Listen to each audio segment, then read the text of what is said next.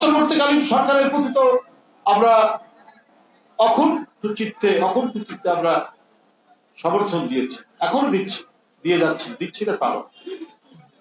কিন্তু আমরা তো প্রত্যাশা করব যেখান থেকে বঞ্চিত হয়েছি আমরা, সেই গণতন্ত্রের অপরিহার্য শর্ত অবাধ সুষ্ঠু নির্বাচন।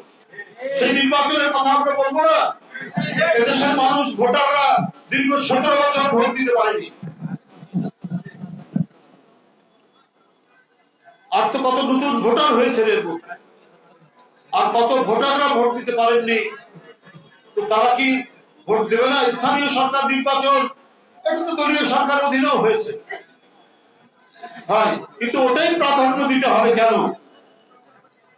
যে নির্বাচনে সরকারের পরিবর্তন হয়, সরকার গঠন হয়, গণতন্ত্রের যাত্রা অব্যাহত থাকে, সেই সরকারকে আগে প্রতিষ্ঠিত হবে।